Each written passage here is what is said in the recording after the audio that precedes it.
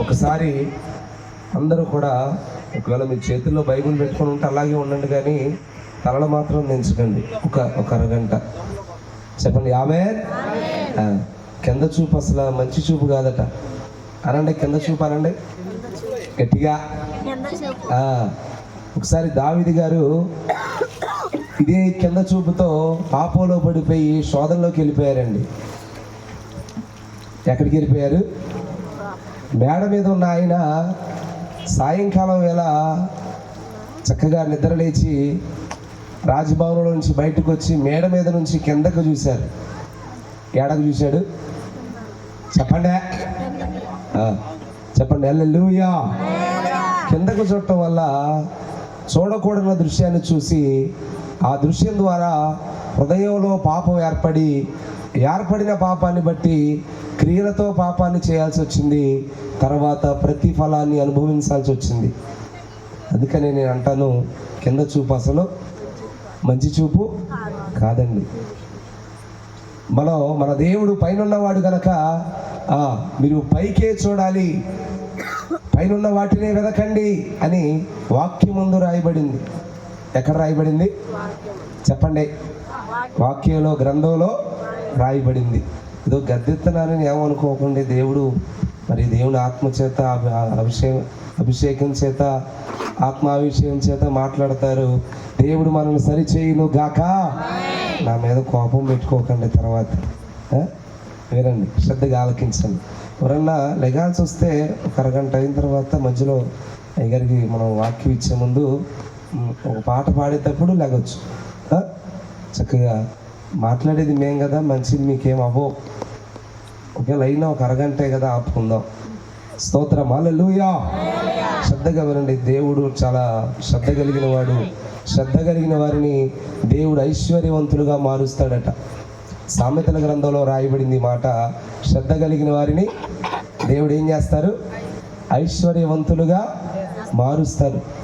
శ్రద్ధ ఎక్కడ ఉండాలి? మనం చూడండి, మామూలుగా కూలి పనికి వెళ్ళే వాళ్ళు శ్రద్ధగా రోజు పనికి వెళ్తేనే 5వ తారీఖు డోక్రాకి డబ్బులు వస్తాయి, లేకపోతే స్తోత్రమే హల్లెలూయా.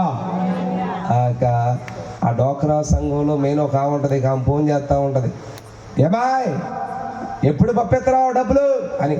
అది ఇంటికి పంపిస్తారు. మేము ఆ బాధలే పడుతున్నాం. హల్లెలూయా. వినండి, మరి శ్రద్ధగా పని చేయకపోతే మాత్రం డోక్రాకు డబ్బులు ఎలా రావు? నువ్వు శ్రద్ధగా దేవుని మాట వినకపోయినా దీవెన కూడా రాదు అనండి. దీవెన పొందడానికి వచ్చాం, ఎందుకు పోగొట్టుకోవాలి? ఆశీర్వాదాన్ని అందుకోవడానికి వచ్చాం, ఎందుకు వదులుకోవాలి అని నా ప్రశ్న. కాబట్టి మీరందరూ చాలా జ్ఞానవంతులు, మీరు వదులుకోరు, పోగొట్టుకోరని నేను మిమ్మల్ని చాలా గౌరవిస్తూ అభిమానిస్తూ దేవుని వాక్యాన్ని చెప్పడానికి సిద్ధపడ్డాను. హల్లెలూయా. మనం చదువుకున్న వాక్యలేఖనంలో ఏమని రాయబడిందంటే, ఆ వాక్యలేఖనం లూకాసు వార్త, నా వైపు చూడండి, చదివేసాం ఆల్రెడీ. లూకాసు వార్త 12వ అధ్యాయం 13, 14, 15, 16 వచనాలు చదువుకున్నాం.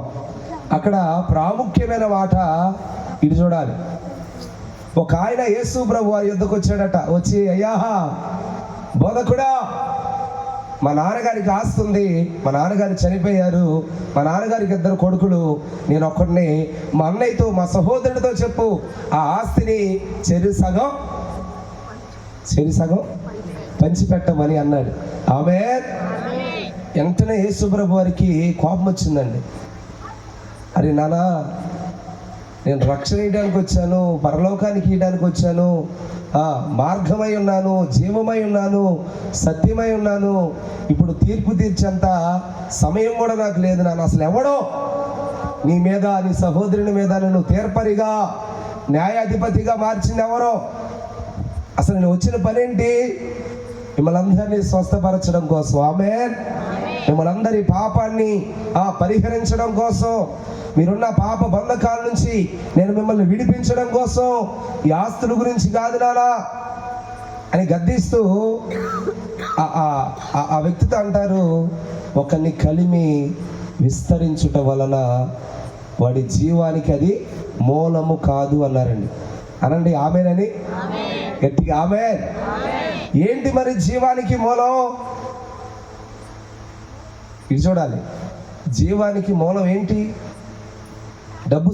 అక్కడ రాయబడింది స్పష్టంగా, నువ్వు డబ్బు సంపాదించడం వల్ల నీ జీవం రక్షించబడదు, నీ జీవాత్మ రక్షించబడదు. నీ జీవానికి మూలం డబ్బు కాదు, కలిమి కాదు, ఆస్తి కాదు, అంతస్తు కాదు, ఈ లోకంలో ఉన్న పేరు ప్రఖ్యాతులు కాదు. అవి నిన్ను నిత్య జీవంలోకి తీసుకెళ్ళలేవు. ఈ విషయాన్ని అందరూ మర్చిపోయి జీవిస్తున్నారండి. లోకంలో అన్నిలైనా ఇప్పుడు చాలామంది దేవుణ్ణి ఎరిగిన వారు కూడా ఎంతవరకు కలిమి కలిమి, అది కావాలి, ఇది కావాలి, ఇంకేదో కావాలి, సెంటుకు సెంటు సంపాదించాలి, కలుపుకెళ్ళాలి, ఇదే ఆలోచన. ప్రభు వారు అంటున్నారు, అరే నానా అమహ, నీ కలిమి విస్తరించడం వల్ల నీ జీవం రక్షించబడదు, నీలో ఉన్న జీవాత్మకు రక్షణ కలగదు. చెప్పరే ఆమెనని? ఏంటో సగమే చెప్పారు మరి. చెప్పండి, లేమి కలిగిన వాళ్ళందరూ చెప్పండి ఆమేనని. దేవుడు కలిమిగా మార్చును గాక. ఏ కలిమి కావాలి? ఈ లోకానుసారమైన కలిమి కాదండి, యేసయ్యను కలిగి ఉన్న రక్షణ కలిమి కావాలి. వింటున్నారా? ఒకసారి నా వైపు చూడండి, అందరూ తలలో దించకండి కాసేపు. జీవం నిత్య జీవంగా మార్చబడాలంటే నీలో ఉన్న జీవాత్మ మళ్ళీ పరమాత్మతో లీనమైపోవాలంటే నువ్వు సంపాదించాల్సింది లోకానుసారమైన కలిమి కాదు. నువ్వు పొందుకోవాల్సింది ఈ లోక సంబంధమైన డబ్బు కానీ, విధానం కానీ, పేరు ప్రఖ్యాతులు కానీ కాదండి. యేసు ప్రభు అని అనబడుతున్న జీవాధిపతిని మనం పొందుకోవాలి. హల్లెలూయా. యేసు ప్రభు కూడా నేను జీవాన్ని ఇవ్వడానికే వచ్చానయ్యా అని అన్నారు. ఆయన డైలాగుల్లో నాకు నచ్చే అద్భుతమైన డైలాగ్ అండి, వినండి. అసలు ఇగో ఇంత మచ్చలేని డైలాగ్ ఒకటి చెప్తాను, వినండి. అనండి, డైలాగ్ అనండి. ఏమన్నారు తెలుసా? నేనే మార్గాన్ని, నేనే సత్యాన్ని, నేనే జీవాన్ని అని అన్నారు. దమ్మున్న మాట అది. నా ద్వారా తప్ప తండ్రి వద్దకు వేరే దారే లేదన్నాడు. అది దైవత్వం కలిగిన మాట.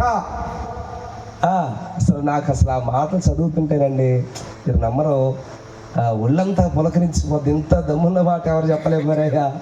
నేనే మార్గాన్ని ఎలా చెప్పగలుగుతున్నా తండ్రి అనుకున్నా.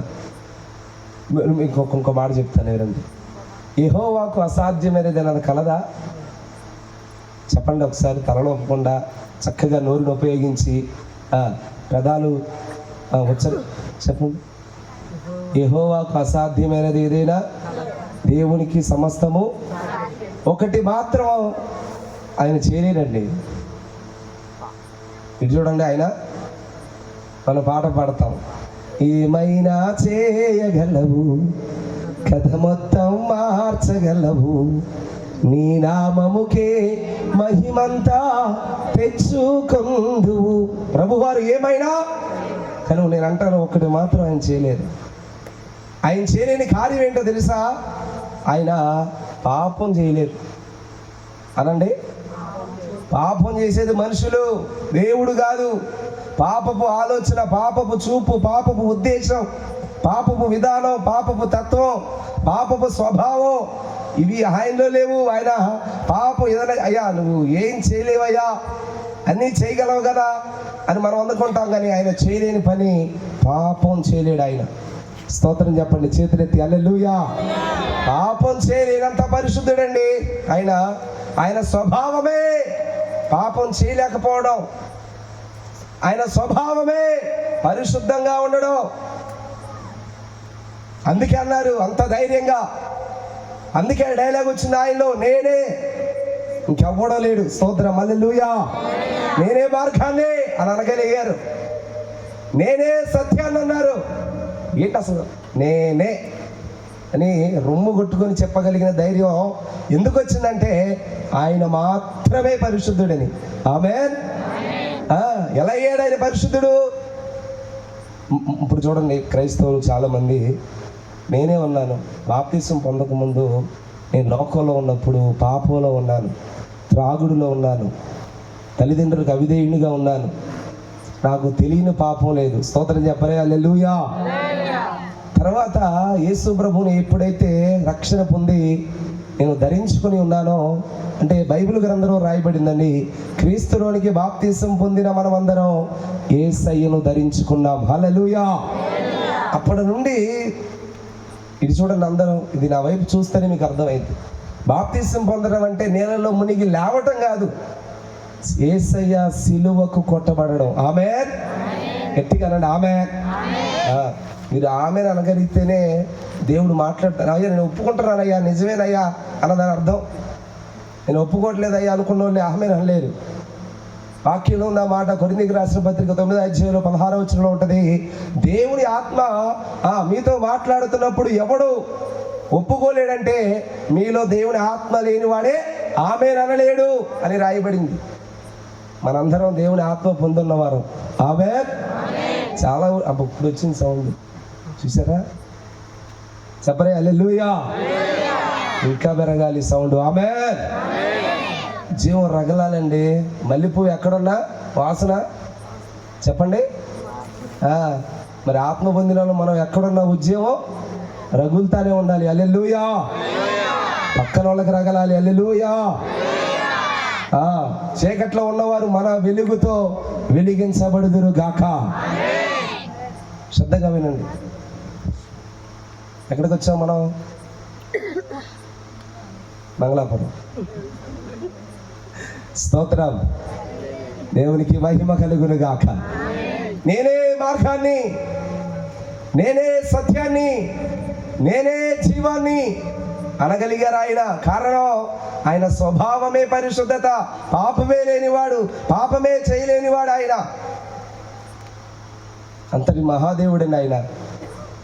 ఆయన అంటున్నారు, నీ కలిమి మానవుడా, స్త్రీలారా, పురుషులారా, మీ కలిమి విస్తరించడం వల్ల నీకు కీడు నాన్న, అది మీకు మేలు కాదు నాన్న. అలానే సంపాదించొద్దని కాదు, నీ సంపాదన మన దేవుని ఆశీర్వాదం ద్వారా రావాలి. హల్లెలూయా. అక్రమ సంపాదన కాదు, అన్యాయపు సంపాదన కాదు, ఎవరినో మోసం చేసి తినే సంపాదన కాదు.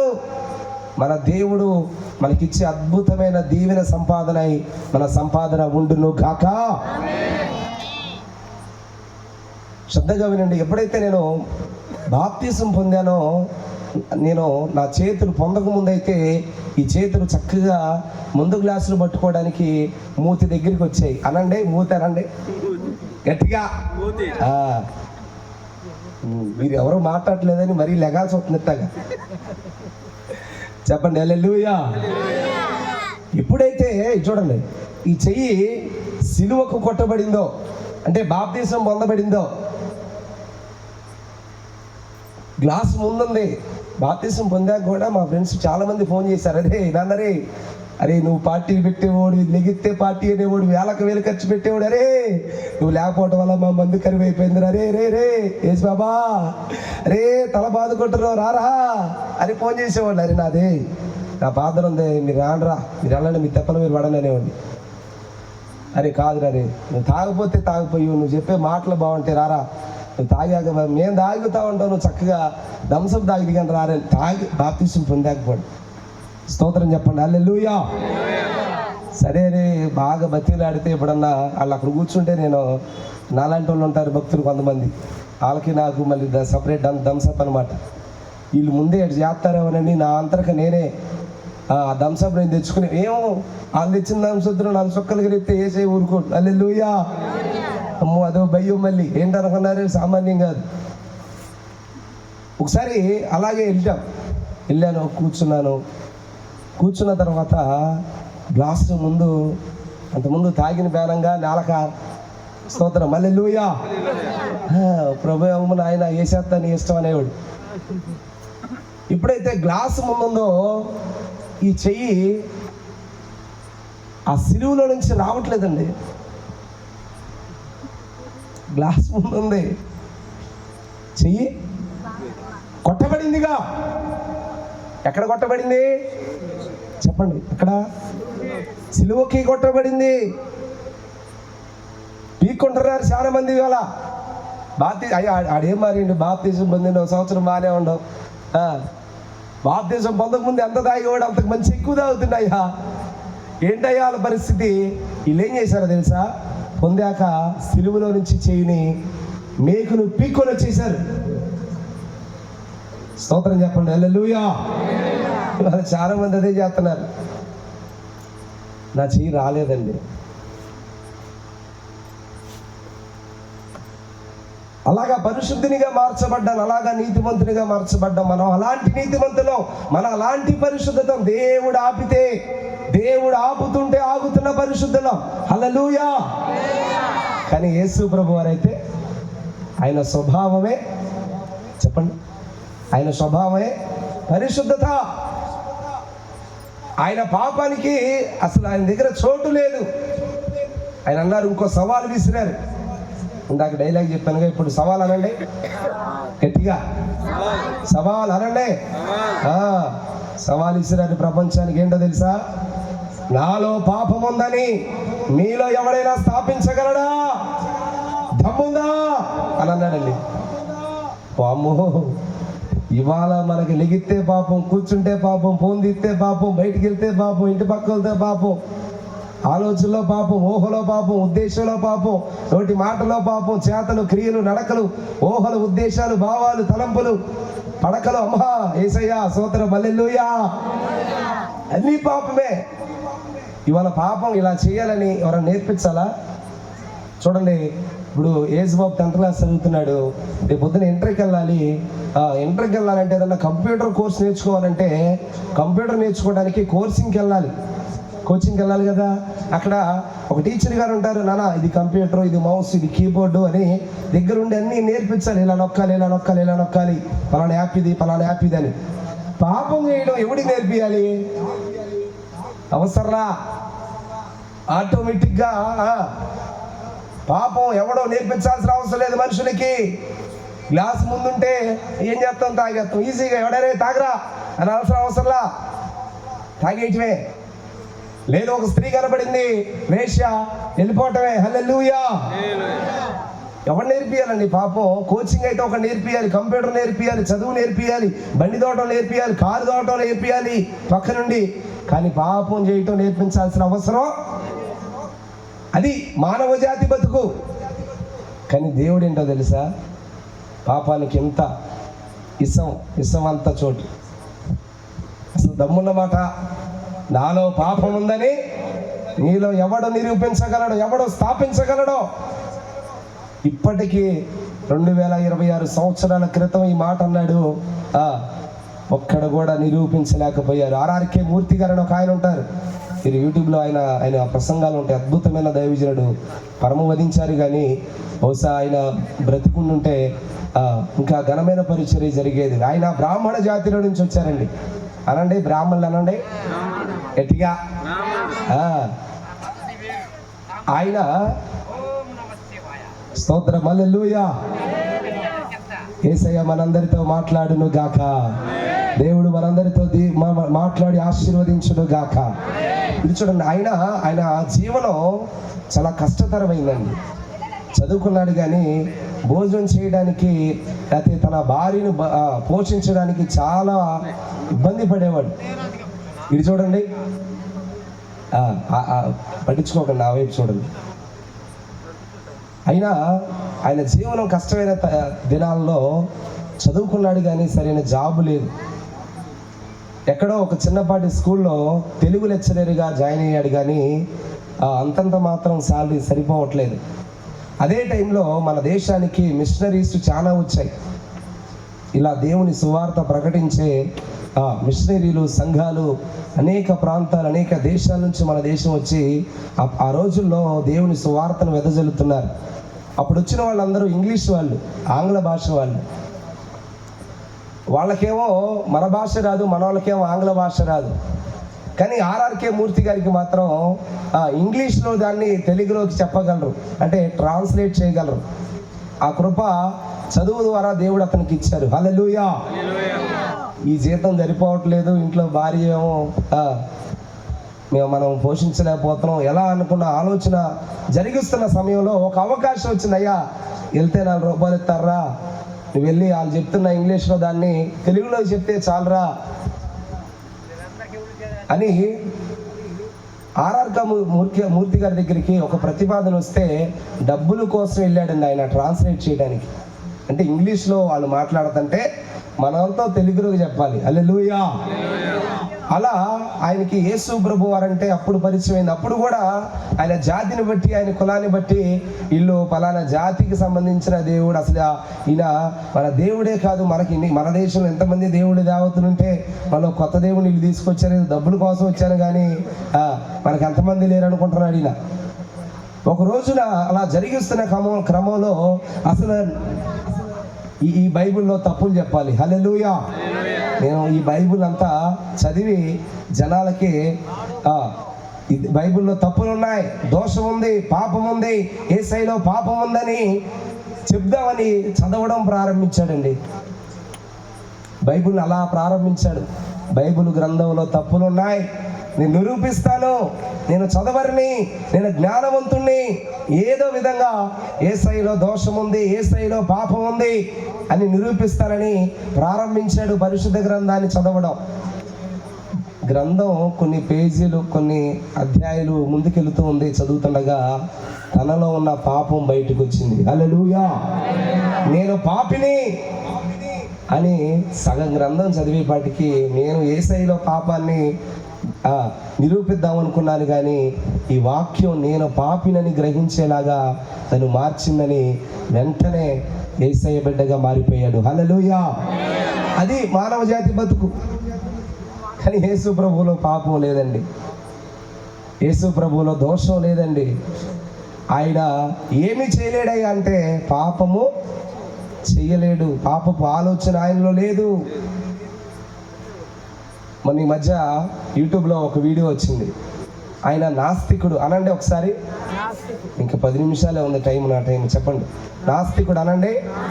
నాస్తికుడు అంటే అసలు దేవుడు ఎవ్వడో లేడురా అని నమ్మే వాళ్ళని నాస్తికులు అంటారు. కానీ ఆ వ్యక్తిని బైరి నరేష్ అనబడుతున్న వ్యక్తిని సిగ్నేచర్ అనబడుతున్న ఒక యూట్యూబ్ ఛానల్ వారు ఇంటర్వ్యూ చేస్తే ఆయన అంటాడు, ఆ ఇంటర్వ్యూ చేసే వ్యక్తి అన్నాడు, మీరు దేవుడు ఉన్నారని నమ్ముతారా అంటే నేను నమ్మను, దేవుడే లేడు అని గట్టిగా చెప్తాడు. మరొక ప్రశ్న, దేవుడు కనుక ఉంటే మీరు ఆయనకి ఏం చెప్పగలుగుతారంటే నా భార్య స్నానం చేస్తుంటే నువ్వు అక్కడ ఉండొద్దు అని చెప్తానన్నా. లేకపోతే నా కూతురు బట్టలు మార్చుకుంటుంటే అక్కడ దేవుడు ఉండడానికి వీల్లేదు అని చెప్తానన్నాడు. హల్లెలూయా. కానీ దేవుడికి అలాంటి ఆలోచన ఉండదండి.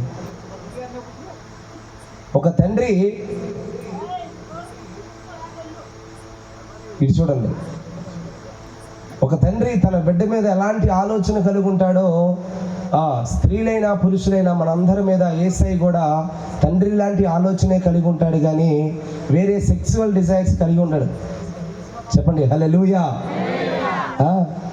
ఇంక అర్థమవుతుందా దేవుని విషయాలు? అందుకే ఆయన పరిశుద్ధుడయ్యాడు. ఈ పరిశుద్ధుడైన దేవునిలోనే నీకు నిత్య రాజ్యం ఉంది. అది విషయం. నువ్వు కలిమి సంపాదించడంలో లేదు జీవం, డబ్బు సంపాదించడంలో లేదు జీవం, ఆస్తులు అంతస్తులు సంపాదించడం లేదు జీవం. యేసయ్యలో రక్షణ పొందితే ఉంది జీవం. హల్లెలూయా. ఇంకెంతకాలం ఉంటావు చీకట్లో?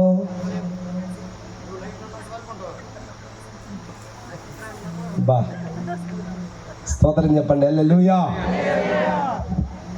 పోయినసారి కూడా రాంబాబు అని ఒక ఆయన వచ్చాడు, నేను గలంగా వాకింగ్ చెబుతుంటే ఆయన వచ్చి ఏంటి నన్ను పిలిచావు అంటున్నాడు. చిరంజీవి మావి మన గుర్తు చేశాడు నాకు. స్తోత్రం చెప్పండి. హల్లెలూయా. ఈడ దాకా వచ్చాడు ఆయన, ఇదేంటి కర్యాన్ని తీసుకొస్తున్నాడో మన మీదకి, మనం ఎప్పుడు పిలిచాం అనుకున్నా నేను. చూడండి, ఆ రోజు ఆయన పిలిచింది ఎవరో తెలుసా? మైక్ శబ్దం ద్వారా దేవుడే రాంబాబు అని పిలుచుంటాడు. ఆమేన్. ఇవాళ ఇతను పిలుచుంటాడు యేసయ్య.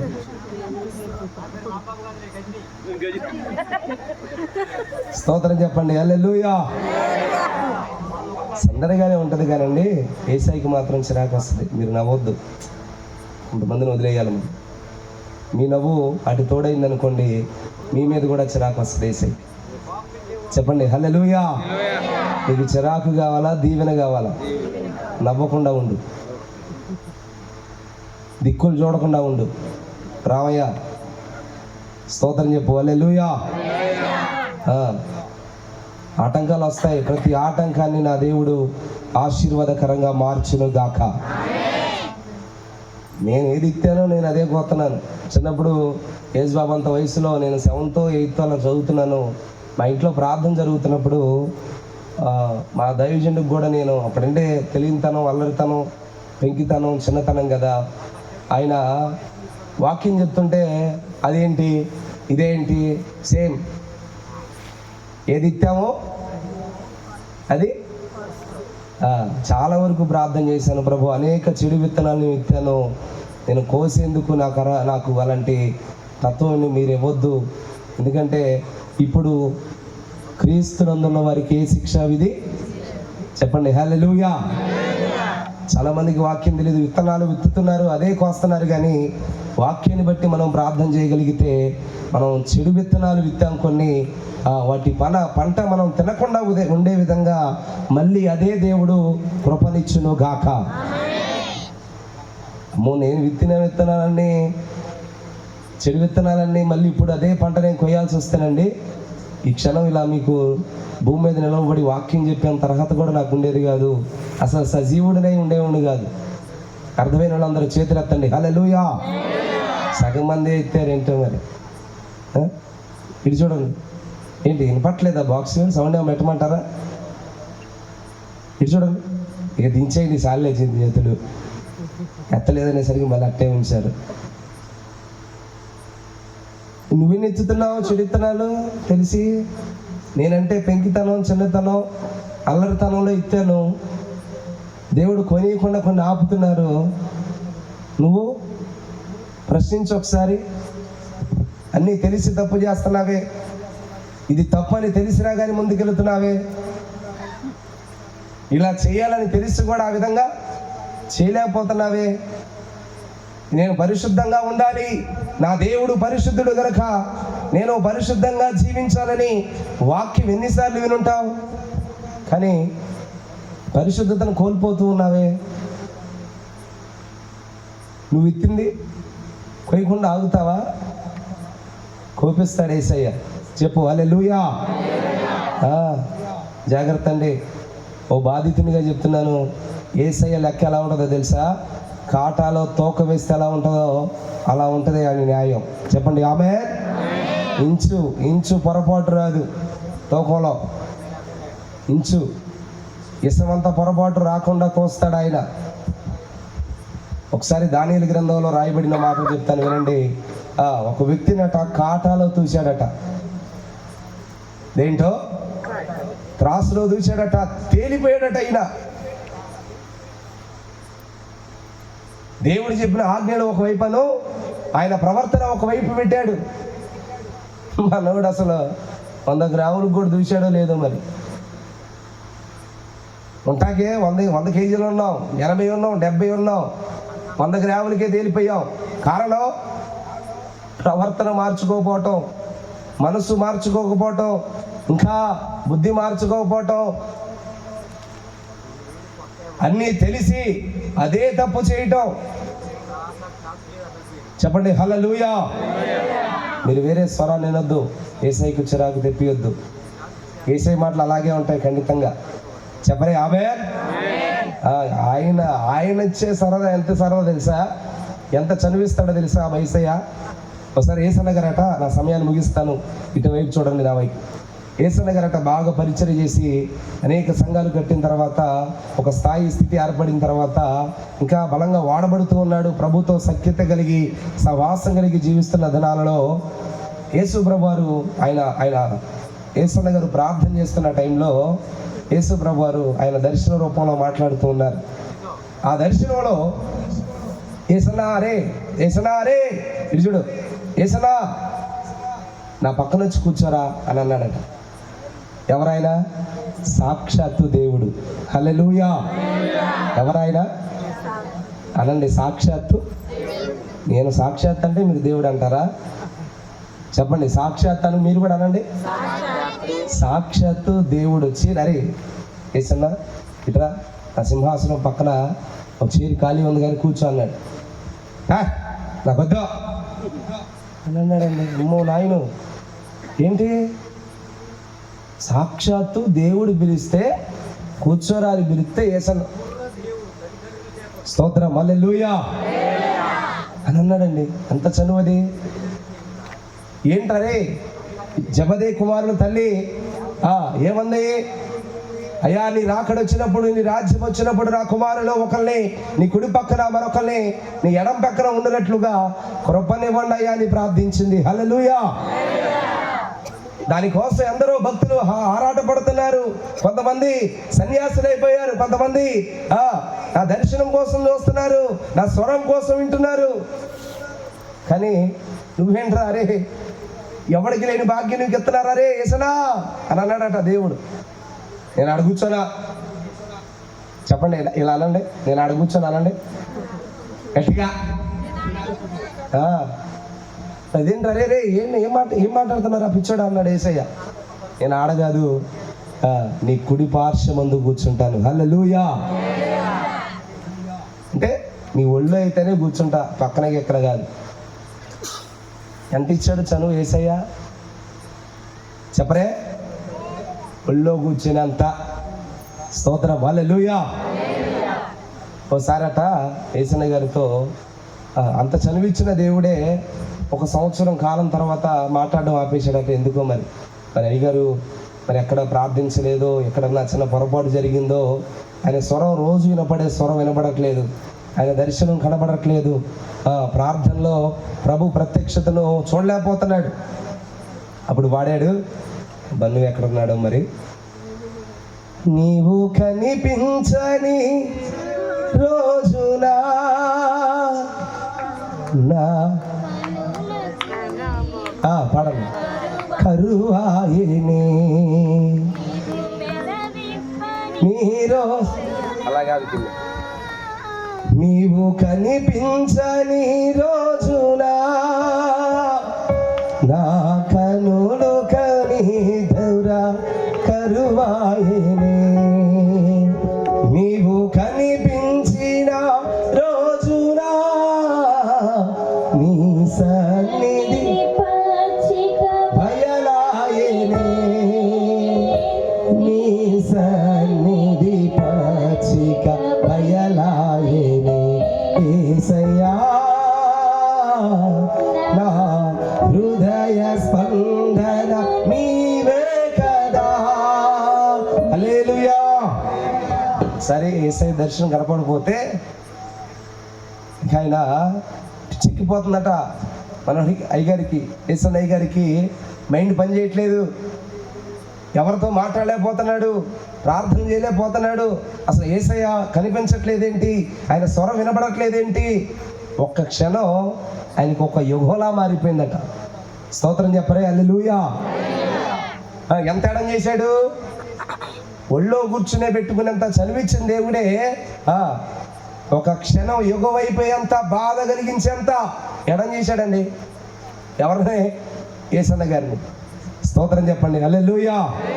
జాగ్రత్త నాన్న, మనం ఎవరిమైనా కావచ్చు, నీకు ఎంత ఆస్తైనా ఉండొచ్చు, నువ్వెంత పేరు ప్రఖ్యాతులైనా సంపాదించవచ్చు, నువ్వెన్ని స్థానాలైనా అధిరోహం చేయొచ్చు, కానీ దేవుడు మాత్రం అందరికీ ఒక్కలాగే తీర్పు తీర్చడానికి సిద్ధంగా ఉన్నాడు. నీకోలాగా నాకొకలాగా లేదు వాక్యం, నీకొకలాగా నాకొకలాగా దేవుని తత్వం ఉండదు. ఆయన పక్షపాతం లేని దేవుడు. స్తోత్రం చెప్పరే హల్లెలూయా అనండి. పక్షపాతం అనండి. సమస్య లేదు నాన్న, చాలా జాగ్రత్త. యేసన్న గారిని సైతం పక్కన పెట్టేశాడు కాసేపు. అయ్యగారికి పాట చేసింది, అయ్యా ఈ స్వరం నేను వినలేకపోతుంటే నాకు ఒక క్షణం ఒక యుగంలాగా మారిపోయింది అయ్యా అని అన్నాడు. ఇప్పుడైతే మళ్ళీ క్షమాపణ పొంది, పశ్చాత్తాపం పొంది, శుద్ధీకరణ పొంది ప్రభు సన్నిధిలో సాగిలి పడ్డాడు. ఆయన స్వరం వినబడింది. ఇక సన్నిధి పచ్చిక బయలైపోయింది. హల్లెలూయా. ఏంటి పచ్చిక బయలా? ఆ లేడీ మన అడవుల్లో ఉంటుంది, జింక లేడీ, దానికి రకరకాల పేర్లు ఉన్నాయి. దానికి ఎడారంటే గిట్టదో, చెప్పరే, ఏ అంటే గిట్టదో? దానికి ఎప్పుడు చక్కని జీవజలం, చక్కని నీటి ఊటలు ఉండాలి, చక్కని పచ్చిక బయలు ఉండాలి, చక్కగా మేత తింటూ ఉండాలి, ప్రశాంతమైన చల్లని వాతావరణంలో అది బ్రతుకుతూ ఉండాలి. దానికి మాత్రమే ఆశపడుతూ ఉంటుంది. అలాంటి ప్రాంతంలోనే గంతులేస్తూ ఉంటుంది. హల్లెలూయా. అలా అయిపోయిందటండి యేసయ్య గారికి. ఎప్పుడైతే ఆ ఆగిపోయిన స్వరం మళ్ళీ వినబడుతుందో పచ్చిక బయలైపోయిందట ఆయనకి. జింకలాగా దేవుని సన్నిధిలో ఎగరడం, డాన్స్ చేయడం ప్రారంభించాడట. అంత ఆనందం, అంత ఉద్యమం, అంత అద్భుతమైన సంతోషాన్ని మళ్ళీ పొందగలిగాడు. శ్రద్ధగా ఆలకించండి. డిస్టర్బ్ చేయటానికే అపవాది ప్రయత్నం చేస్తూ ఉంటుంది.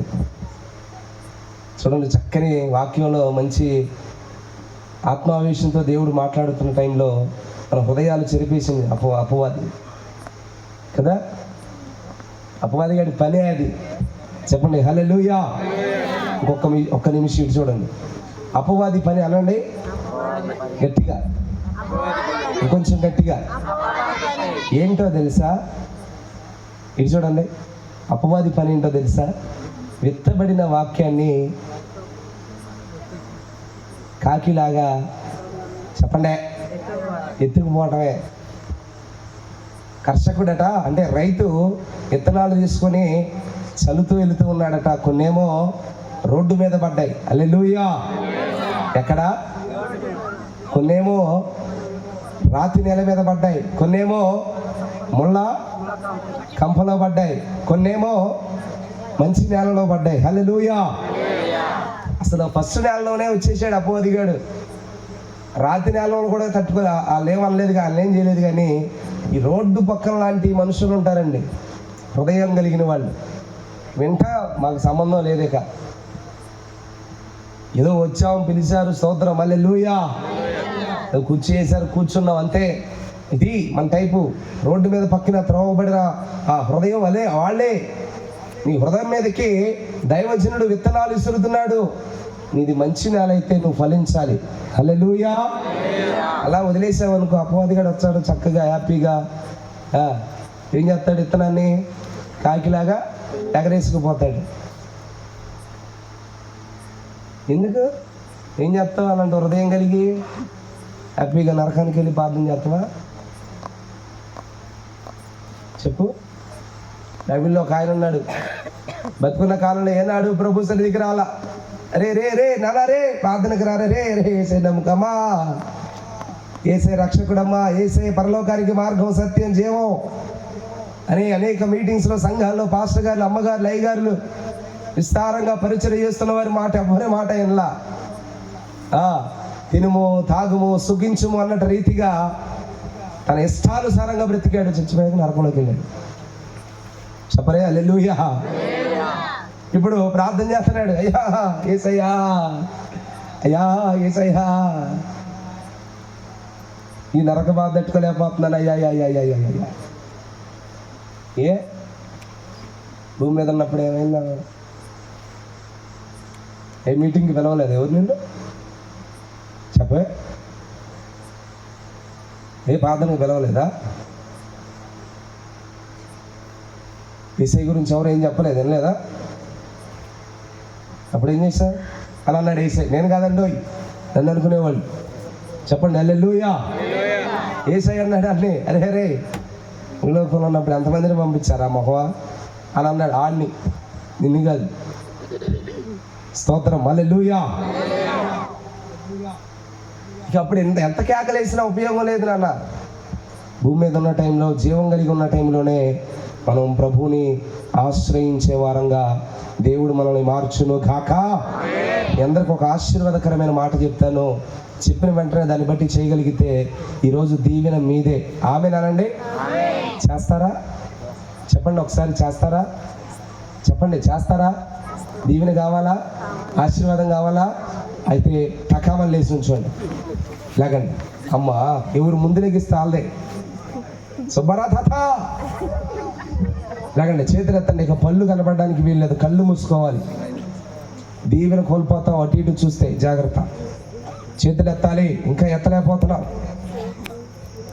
ఒక్కసారి ఎత్తినానా? అమ్మా అయ్యా ప్రభు సన్నిధిలో ఉన్నాం అందరం ఒక్కసారి. ప్రభువా, నేను నిన్ను సంపాదించుకోవాలయ్యా, నీ రక్షణ సంపాదించుకోవాలయ్యా, నీ దర్శనాన్ని సంపాదించాలయ్యా, నీ ప్రత్యక్షతను సంపాదించాలయ్యా, నీ కృపను సంపాదించాలయ్యా. చస్తే పరలోకాన్ని నేను చేరుకోవాలయ్యా.